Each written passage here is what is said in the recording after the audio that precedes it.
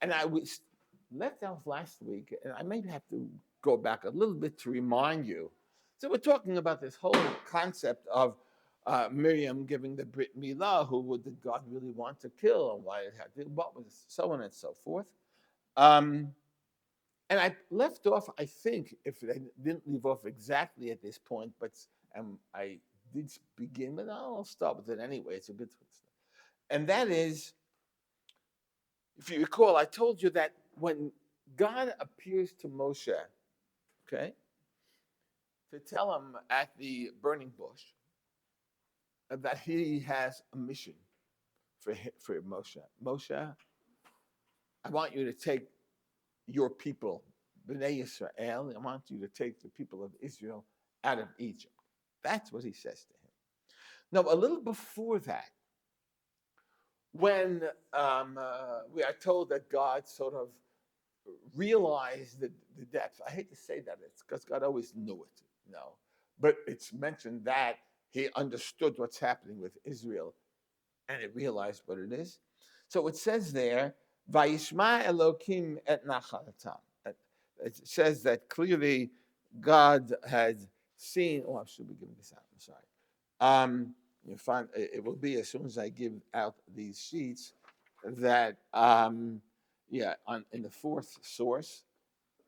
Okay. All right, would you like one?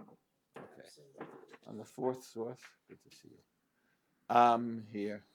Okay. All right, do you have this still? No. Good. Good guy. Okay. Yes. All right, good. You can't sleep. You have something to read now.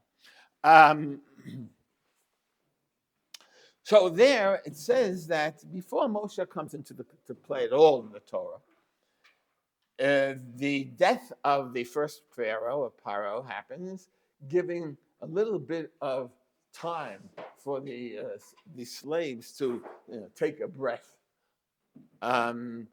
It's clear, obviously, when a new tyrant comes up till he gets in place till he finds his own assistance, if you want to call it that. There's a little bit of time for the slaves, and they had time. That's exactly what it says. Vayeyanchu b'nei Yisrael min ha'avodah, that they sighed and they were able to breathe a little bit from all of the labors they had been doing. And there it says in the fourth source, as I had there, that after many years had passed and the Pharaoh had died, the king of Israel, Bnei Israel moaned from the bondage. They sighed over their work, and they cried, and their cry went up to Hashem.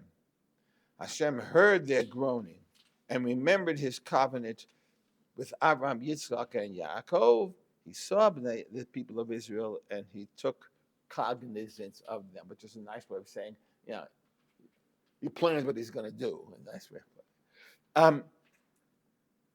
It is that second verse there, actually, it's verse Kaf Dalet 24, that are the most crucial part of what I want to tell you there.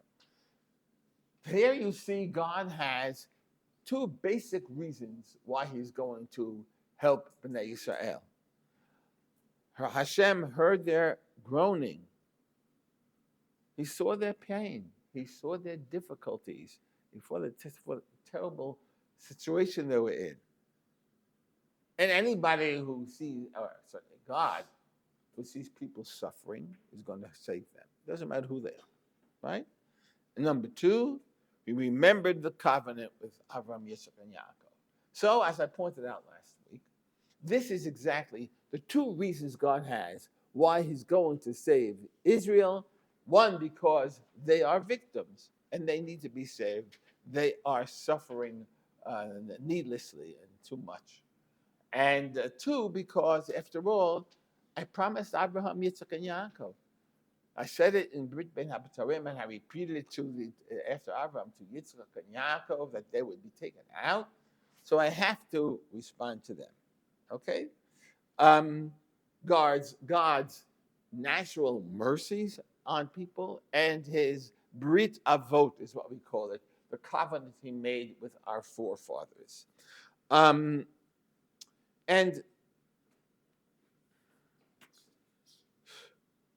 when speaking to Moshe, when he finally says to Moshe, I'm going to take you, I need you to take you out of Egypt,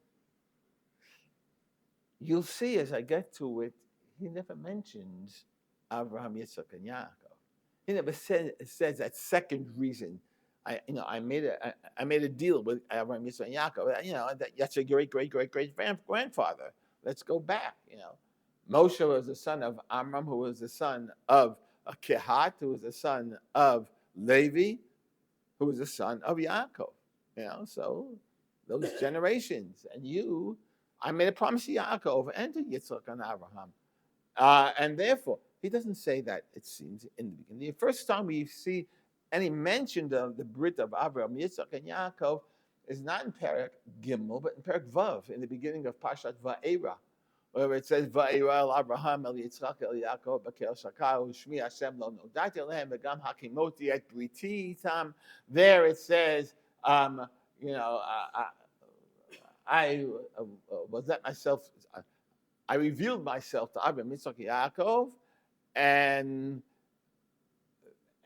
I'm giving you, and I gave them a covenant, a promise, that I'm going to give them Eretz Israel. Okay, that I'm going to give them Eretz Israel. I'm sorry. Okay, that's what he says there. But he says that in Perek, in Perek Vav, in the 6th chapter, not the 3rd one, when he's talking to Moshe. The idea of va'ezkor et briti, and after he says, I made a covenant to Abraham and Yitzchak and Yaakov, he ends that phrase with, and I remember that covenant, meaning I'm going to now act upon that. So that's way after he speaks to Moshe. But Moshe is not told that. In fact, as I've pointed out before, but I shall repeat, when Moshe is born, we don't know his name, right? It says there, Vatar ha'isha bateled bain, and that woman, meaning the, the wife of the Levite, whose names are not mentioned, either the father or mother, she was pregnant and gave birth. Azoy state. That's what it says there, and it doesn't say what his name is. He's not given the name. And I pointed out to you, when the sons of Yaakov are born, you look in Parshat Vayetze, and it says, whoever was born, whenever that person was born, Vatikra et Shemo, the mother called the name of, or Vayikra et Shemo, the father called the name, right after the birth, and they called him this. It's almost all that way. Here is Moshe, and he was born. Yeah, I guess for a couple of years it was called the kid. He had no name. You know how it is. How's the baby? Right, call him a name. Yeah, I guess he's the baby. Yeah. He was a baby for a long time. He had no name, 'twould seem. And that fact, the fact that he was given a name, was given not at his birth, but when? When was he given his name? When do we read that he had his name? Okay, very good. When the princess, the Egyptian princess, as it's called Bithia or Batia, takes him out of the water on the sides of the reeds on the side of the river. And that's when he's called Moshe, because, again, because he was taken out of the water. Now, who calls him that? Clearly, as we would say, pshat, that, of course, was her, because she's the one who took him out of the water. Okay. But there are different opinions. Did I bring it down here? No. Okay. I think I did when we discussed his. No, maybe not. I don't know. But anyway, I guess when we discussed his birth or anything, you see there. I told you that the Abarbanel, who says that it's either from the Hebrew, as it says in the Torah, Mishitihu, I drew him out of the water, or that actually it was primarily an Egyptian name, which was Hebraicized. It's like listening to the news today, where you'll find all these beautiful Hebrew words. It's something to be, like cabinet, primaries, all these wonderful Hebrew words you never knew they were Hebrew, right? They were they anglicized into Hebrew. Hebrew. So, and I told you the others at the time. I'm not going to go back. But so who was it? Because did she know Hebrew? How did she know the same Mishitia? Was she Hebrew speaking? But she went to the Ulpan somehow. There's a princess of Egypt. I actually know. So let's say, well, she had people around her, and maybe Yochebed had told her this is Hebrew, or maybe it was Egyptian, and the Torah Hebraicized it. That happens very, I should say commonly, but most people don't know. For example, in the Midbar, when you had the story of Bilam ben Beor, the whole story of Bilam and Balak, and so on and so forth, they actually have found, what's it, 20, 40 or 50 years ago, archaeologists found the book of Balaam bar Beor. Balaam, that's why in English they call it Balaam, Bilam. And it's written there. And in Moabite or Midianite, they had this story in different ways. And it's given in Hebrew in the Torah. What exactly was said back and forth. Now, I don't know. I've never read it, but how close it is to the Torah's story. I'm sure they don't use the word of Hashem when they talk about God. They use their God. But so this happens. The Torah was written in Hebrew. Oh yeah.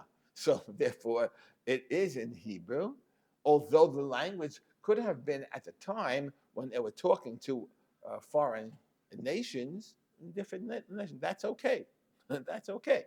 So that's not uncommon. So therefore, they said, but nonetheless, as I pointed out last time, also not last time, but before, that it does say Vatihi la levain. And this young child that she took out of the water became like a bane, a son to her. Much as it says by the mother, the biological mother, Yocheved, where it says Vatelet Bane. She gave birth to the bane. The fact that both called this child Ben, our son, clearly something. But all of this just is an introduction. And this is really, I think, the essence of what Rav Yonatan Grossman was trying to make a point when he read this. And that is underscoring this whole thing is Moshe's struggle. Who am I? Who am I? Who will I become? Am I an Israelite like my mother, biological mother, taught me? Am I Egyptian like my uh, stepmother had taught me? Let's see. I don't know exactly who my mother is, but well, what language did he speak? Did he speak Hebrew? Did he speak Egyptian? Probably both, if he's like most of the children born here from American parents and born in Israel that go to school. They know Hebrew perfectly, and I taught children like that in school when I was teaching elementary school, and I was amazed at these kids who were really quite, I would say, fluent in English. Couldn't read a thing in English. Couldn't spell, couldn't read. They knew the language, but they didn't know a lot. Parents were fully, American or British or Australian. They were Anglos, but the children may have known the speech, but they didn't necessarily know English as something they could read. So this is really what happens. I hope it's on before. So this is what happens. So who is Moshe? Moshe, I imagine, So yeah, We say "Kaveret Avich V'Timech" because the parents gave you sustenance. So Moshe was with his biological mother for a couple of months, and then she put him in the water, and 4 years. Paro raised, and then so most of his life he was raised by non-Jews. Yeah, fortunately, he didn't get the Torah about Kabed Avicha V'Timecha until later on. But the basic Yeah, but way of look, life comes from your parents imitating what they do. I guess what Paro do was they a say? good person. Is it? I forget the phrase that they use in English. Is it the local? What's the most impactful thing on growing up? Is it the parents, or is it the what's around you, society? And that's it. Nurture or nature or nurture. Yeah, that's right. So the question, by the way, is not only Moshe Rabbeinu, somebody who has, Chas v'shalom, whose mother passes on. I mean, nowadays these terrible things are happening, and now they're taken in by steps. So they have the the obligation of kabed avicha vet imecha if they're not biological parents. Right? It's not a big question. We know what the psak. We know what psak is, but it's not the oraisa. Yes. To me, the elephant in the room is why didn't Yocheved name him? Okay, that's exactly a very good thing. That the Midrash has it. They take it from Pasuk, I believe it is in Divrei Yamim, and it's based upon where it says Vayar, that the mother Yocheved, when he was born, Ki Tov Hu, he was good. They said Tov is his name, because you know what, rabbis were asking the same question, but that's how smart they were. They knew what you were going to ask. Um, that's exactly right. Why didn't she name him something? Now, can we assume she did name him? Torah didn't think it's important enough. The important thing is that Moshe, which, by the way, as I've mentioned, is a tremendous bowing to Bat Paro, who had done this remarkable thing. But either way, it's a good question. Did she? And I keep on asking, Amram, you hear someplace? Where's Daddy? We read nothing about a father at all. I told you, the story of Moshe is a story of women, and the impact. So, no, no, I wasn't there. I don't know. I would imagine, therefore, not that he wasn't. The Torah didn't find it crucial to include that. But the fact that they did find it crucial, the story of Bat Paro and of Aim Moshe, that, that, that says a lot too. So at any rate, we wonder if he's wondering that. Who are you, Moshe? Gee, what should I do? So in the beginning of the story of Moshe, we think we got it. We got the answer. Why? It says Vayigdal Moshe. First thing that says he grew up. Mazel tov.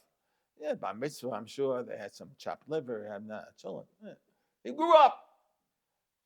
Vayetze el echav. Next words, and he went out to his brethren. Twould seem that to Moshe, those are his brethren. He saw himself as an Israelite. Seems so. It says Vayetzel el Achav. It didn't say Vayetzel el Ha'abadim. It didn't say he went out to see slaves, or he went out to see somebody else, or even he went out to see Israelites. It says his brethren, which would seem fairly strongly to indicate that indeed he saw himself as an Israelite. Good. So what happened? Why am I saying what happened after he went out to the Israelites and saved the Israelites from being killed by the beating Egyptian, was the second day. And the very second day, it says he goes out, and what does he see in that second day? Anyone remember? Two Jews who are arguing, almost hitting each other. And he says, Lama takareyecha? Why are you planning that? You're going to hit another your friend, another Jew. And what was the response? In your eye. Huh? In your eye. Are you going to kill us like you killed the Egyptians? Very good. Yeah. Who made you judge? Who do you think you are? Big shot. Baron Trump, just because you have a father who was a pharaoh, you think you can do this stuff? That's exactly when I would argue. Moshe says, "Uh-oh, yeah, I thought these were my brethren." And wait, right after that it says, "Achen nodah davar." Now it's already been spread that I killed the Egyptian. Well, who spread it? The Israelites who were there. And he looked around and thought he saw no one. And here's this Israelite saying, you killed him yesterday. So who told him? Who tattletaled? Who was the whistleblower? Oh, I'm so happy I'm in the 21st century. Who is it? An Israelite. So now, maybe he's not an Israelite. Maybe he's better off being an Egyptian. Okay. What happens after that? Next verse. He hears that the Pharaoh daddy wants to kill him. He's now rejected by the Egyptians. He has to run away from them. He's rejected by the Israelites.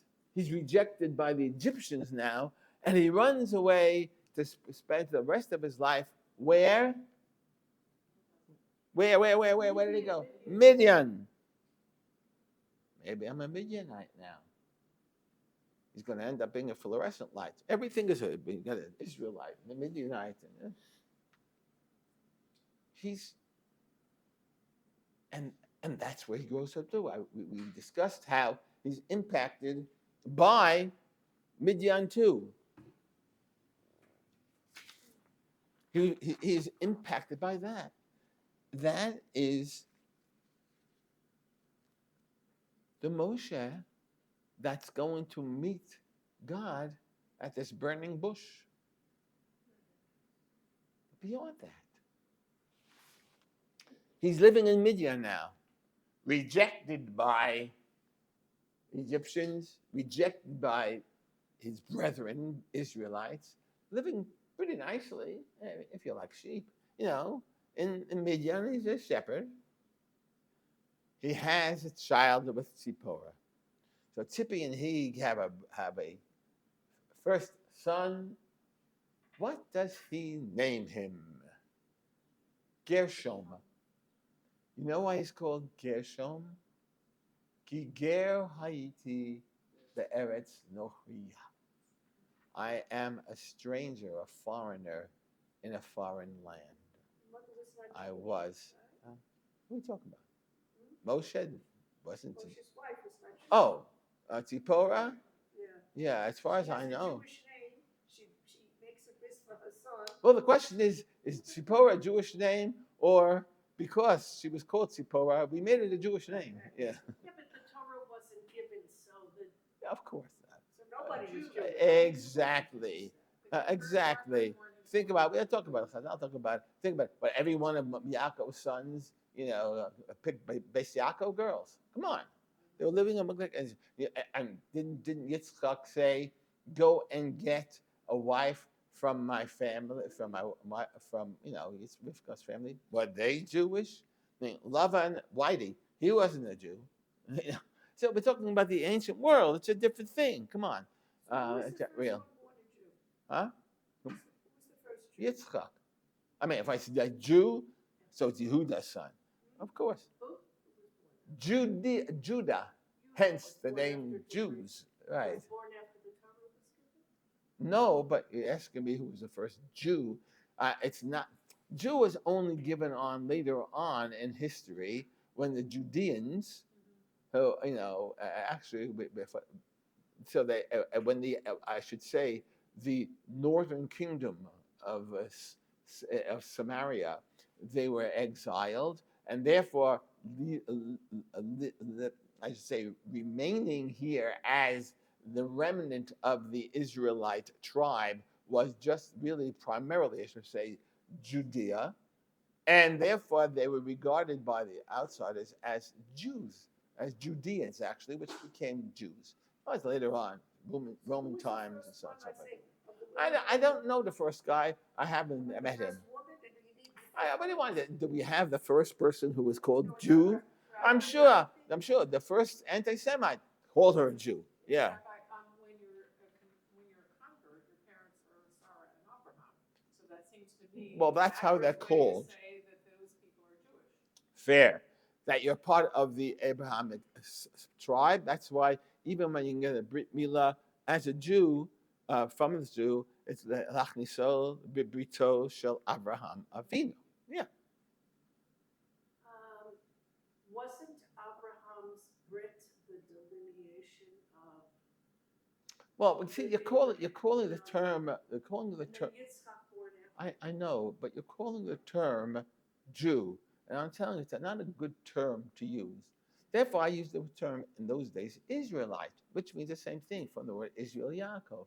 So yes, these people were Abrahamites for two or three generations. Then they became Israelites because when they became a nation rather than just a family, they were known as Israelites. But wasn't Ivri symbolic? Oh, Hebrews, fine. Why? Because it's Avraham HaIvri, his last name. Symbolic of being in Israel. What Ivri means, we have different discussions about it in the Gemara. Otherwise, whether because he's from Aver HaNahar, from the other side, or because of one of the forefathers, or one of the preceding, his name was Aver, Shem ve'Aver, also could be from that thing. Whatever, but he was a Shemite. Anyway, so here we have him, and he calls him Gershom. I'm a foreigner in a foreign land. This is a quotation we might very well know from Fiddler on the Roof. It was used in Fiddler on the Roof. Yeah, I am a foreigner in a foreign land. So who's the foreign land? He was living in Was it? So did he regard Midian as the foreign land? That would be the most logical one because that's where the kid was born. Or was he referring to I was a foreigner in a foreign land, which is Egypt? But if he saw himself as a foreigner in Egypt, that means he regarded himself as what? An Israelite. Because otherwise I'd be foreign. Yeah. Again, these are big question marks. Poor Moshe, I told you last time, you have to really appreciate Moshe Rabbeinu. It wasn't just, I'm perfect, so therefore I can do all of this. Yadam. He was struggling. He struggled with, well, who am I?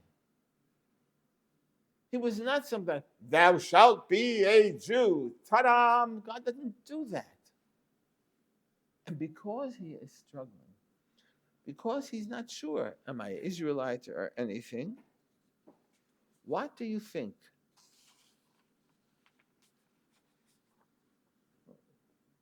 Let me just go back. No. I stopped to breathe, not to let you know what you think. Let me have to think back that if the other thing that he was a foreigner in Midian, not in Egypt, which is the most obvious thing, foreigner from where? Where should he be? If he says, well, Midian is really not my place. What is his place? That's right, Egypt. Maybe he was thinking of himself as an Egyptian. That's why these are so remarkable things that we're struggling with and that he struggled with. All right? And if you understand that, you understand the fairly well-known Chazal, it's actually found in Devarim Rabbah and Midrash Rabbah, as to why, that's source number 5, that Omar Rabbi Levi said, when he died, where was Moshe buried? Anyone know? We don't exactly know. Right, but Not in Eretz Israel. not in Israel. Very good. Correct. Moshe, Yosef died. Where was he buried? And he died way before Moshe. Where was Yosef buried? First in Egypt. Yes, first in Egypt. Where was his final resting place? No. Yeah, in Kever Yosef. No, Yosef wasn't there. Abba, Mitzvah, and Yaakov may have been there. Yosef was not. Yosef was buried in his own portion that was given to his son in near Shechem. That's why when you have people getting bombed, I don't know, years and years ago, great rabbi who was there was Kever Yosef. They had a little kollel over there, and they have that's one of the places where we're sure that was the kavura. That was. We don't really know where Rachel was killed. We believe we have it, but we don't know for sure. Yosef, we know for sure. We Abraham, Yitzchak, and Yaakov, we know for sure. Not exactly where, perhaps, but we know basically where it is. We're not sure. No. There's 2 Ephrats. Huh? There's an Ephrat in the north. How much money is put into a place where as long as you weren't putting it there, don't worry. Look at the place and we take it that way. There is a tradition. It's there. God knows Moshe. What's his name? Moses Montefiore, felt it was there. That's why he built the Kever Rachel thing. But if we have trouble enough to read in the Sefer Shmuel Aleph, when Shaul, was looking for his donkeys around here, where there's plenty of donkeys to find. Anyway, he was looking for his father's lost donkeys. And he goes to Shmuel, and that's when Shmuel tells him, guess what? There's some good news and some bad news. You're going to be a king. That's both. He said, I'll give you the sign. One of the signs is that you're going to go back to home. You're going to pass by Kvurat Rachel. Binyamin. Binyamin is north of Yehuda. Where is Kever Rachel? South of Yerushalayim, and it's north of Yerushalayim, south of Yerushalayim. Is that in Shevet Yehuda? It's a no. Kvurat Rachel, he says, is from Shevet Binyamin. Kever Rachel that we have now is in Yehuda, south of Yerushalayim. So now we know it's not the right place. No, we don't know, because is Kvurat Rachel Kever Rachel, or was it Rachel? It could be Rachel Schwartzfarber who went to a bakery and she died there. We don't know.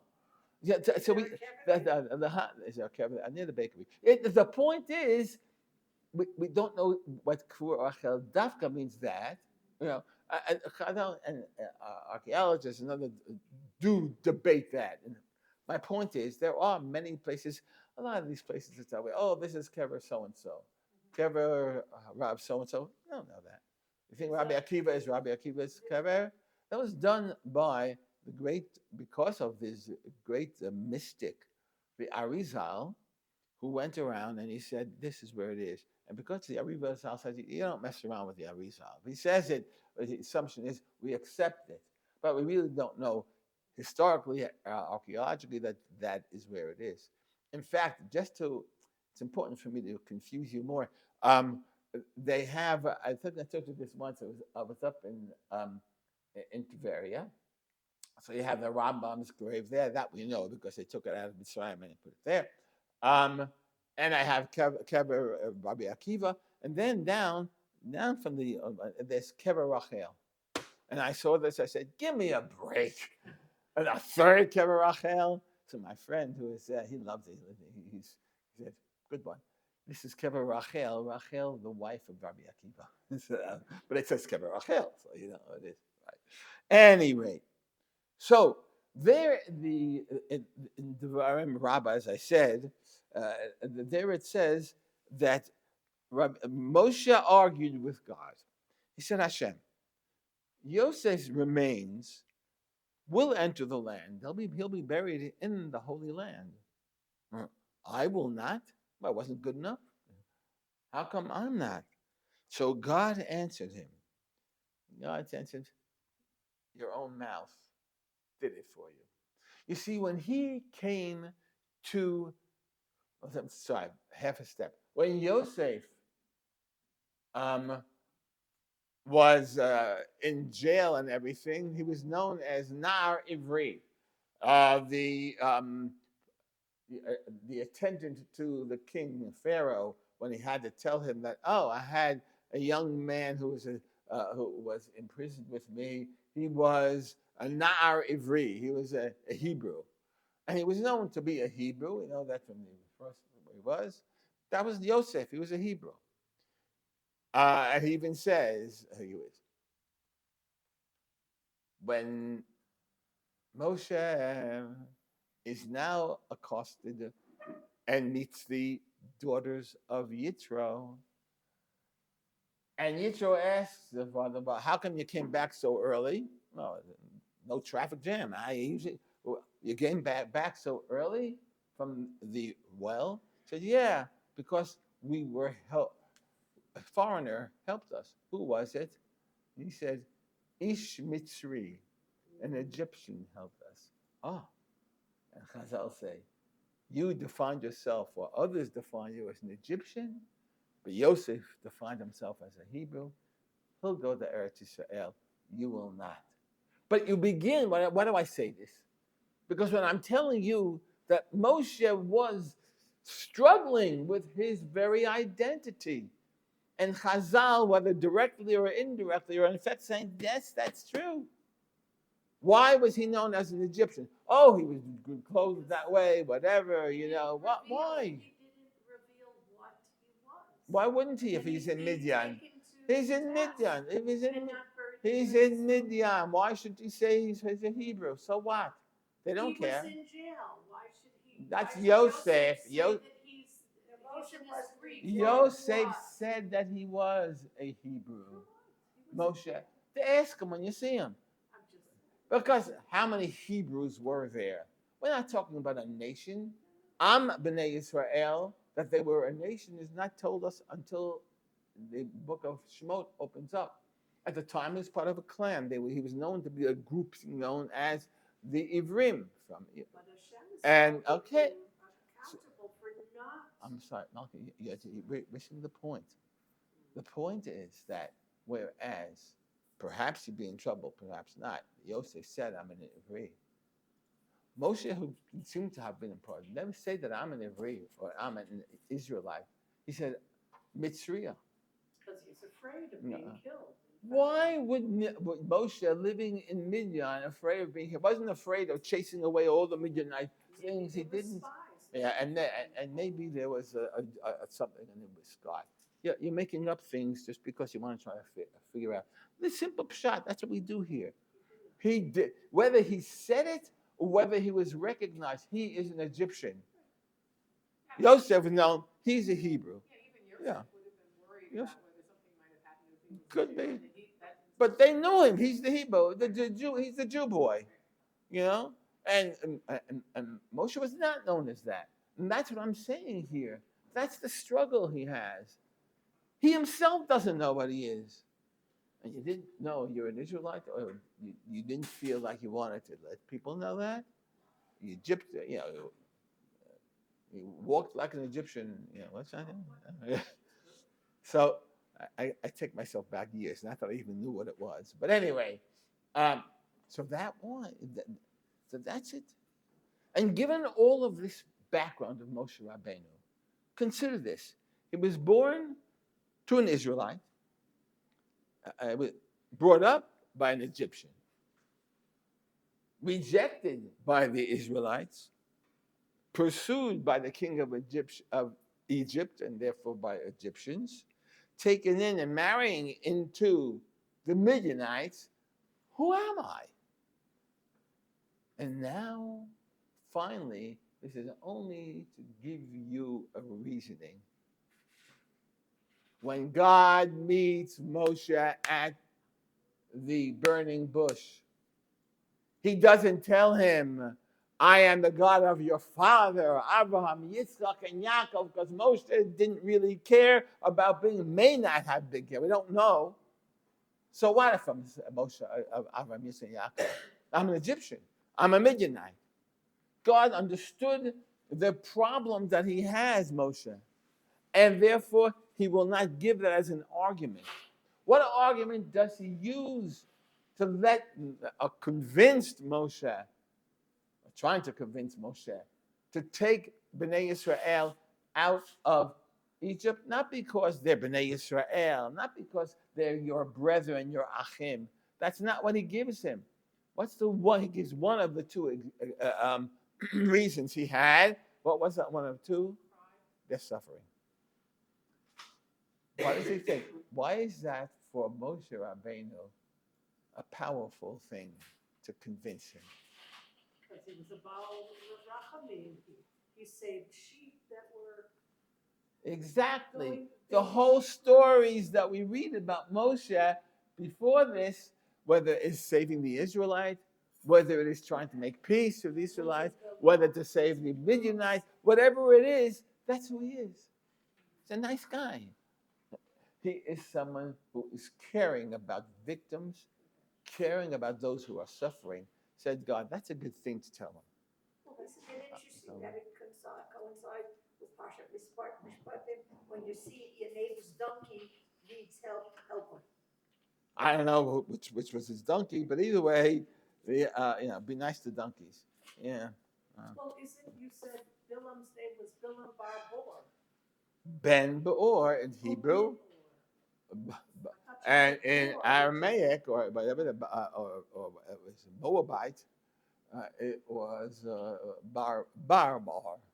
That's what this. Okay. Now, and just as more of a point, yes, it says there that Moshe had the first day goes out of his to his Echav. So that's the strong thing. You see, his brothers. And it says that Vayar b'sivlotam. He saw them suffering. It was the suffering that makes Moshe respond, not the familial connection.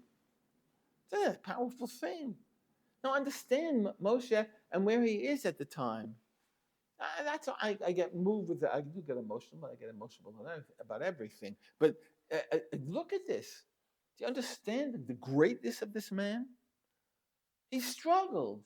Yeah, great people struggle. It's such a terrible, I think it's a wrong thing to present this coloring book depiction of this great man who was always great.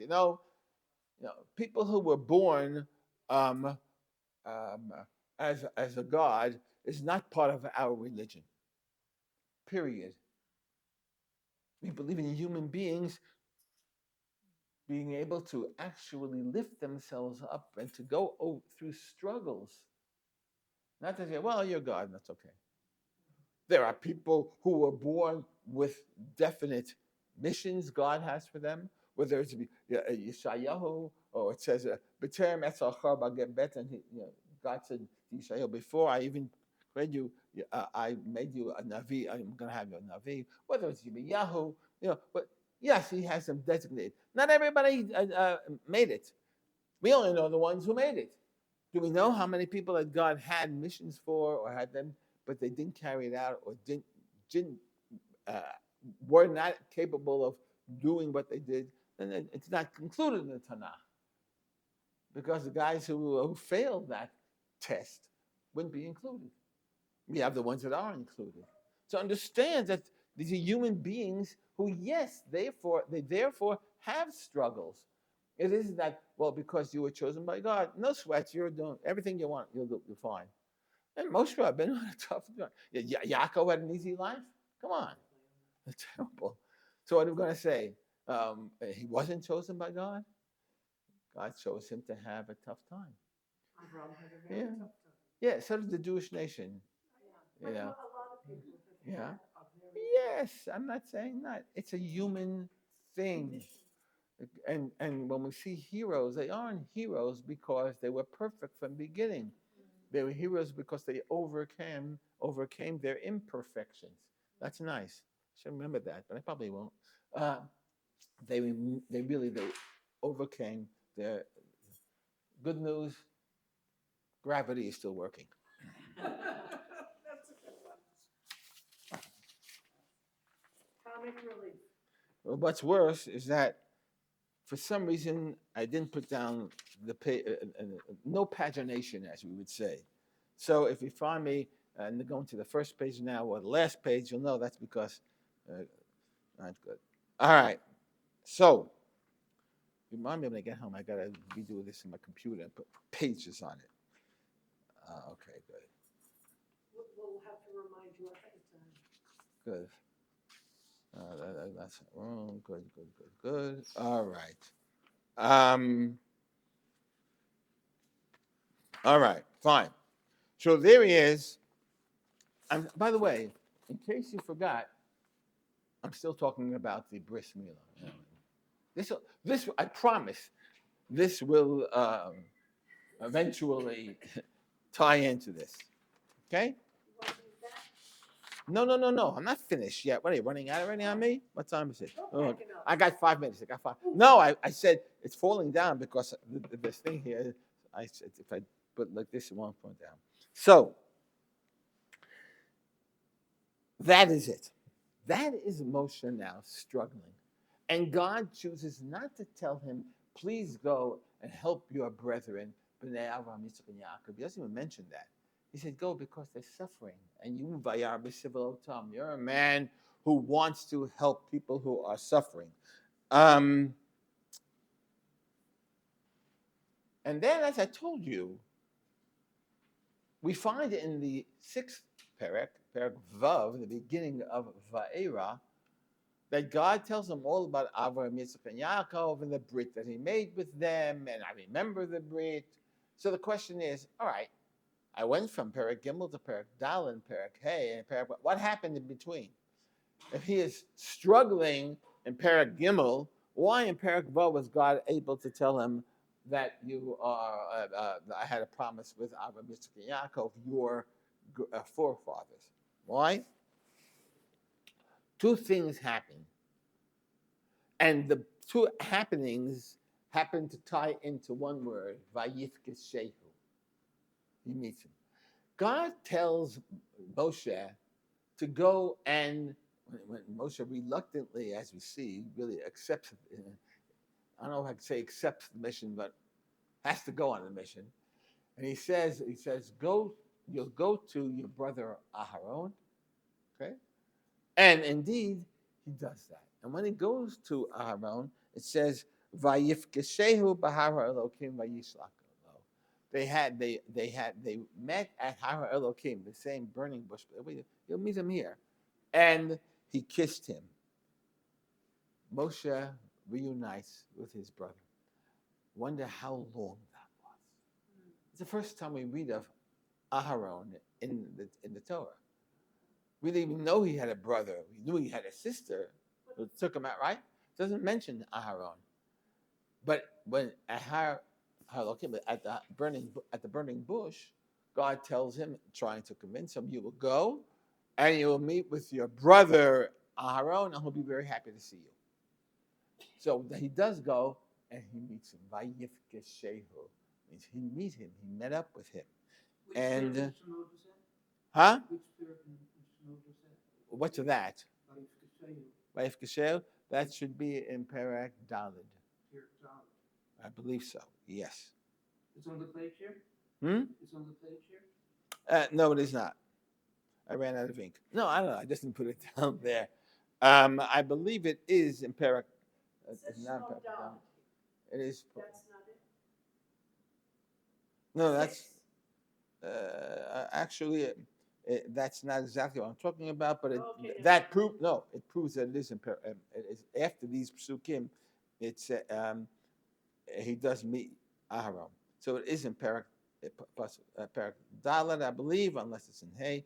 I believe it's at the end of Perek Dalet, What's towards the full- end. full post about It says, Vayifkeshehu Bahar HaElokim Vayishak Lo. Does that, when it says that he was happy to see him, does that imply that Aaron knew about Moses or just? God said, when you go there, Aharon, well, he said, Vayifkeshehu. What did they do? They put an invitation. Obviously, God had connected to Aaron, whether in a dream or whatever, and they did meet at Har Elohim. And again, that's another point that Har Elohim was known in the ancient world, even before Har Sinai, before everything, that it was a very special. The last week you mentioned that one of the reasons Moshe didn't want to take this job was because he didn't want to embarrass his brother Aaron. Very good. Don't blame So me. he- That's what Chazal said. No, so That's why God so had to. reassured him That Aaron will be very happy. good. 100%. That's exactly correct. That's exactly it. Because I'll say why he said, why did he say this? And that's how they came up with the idea that because Moshe felt very bad about it. Okay, so anyway, that's number one. And I'm going to leave you now with number two. I have 30 seconds, but I'll speak fast like I always do. Maybe a little more than 30 seconds. That's where Moshe realizes I am part of a family. I'm part of the Israelite nation. This is my brother. He's a Levi. I'm a Levi. How long did he not see him? Maybe, I don't know. It's a good question. Was he going back and forth? Did he sneak in? Did Aaron, in other times, meet him at Har Elohim, which was not part of Mitzrayim? I don't know. We don't know this. But that meeting with Aaron made him real. But there was another meeting that actually was right before that made him realize you are an Israelite. And that's what we started with. Vayifkesheu Hashem, God met up Moshe. He wanted to kill him because he had no Brit Milah. Vayivakesh Hamito. That's the second one. And he said, I guess I am an Israelite.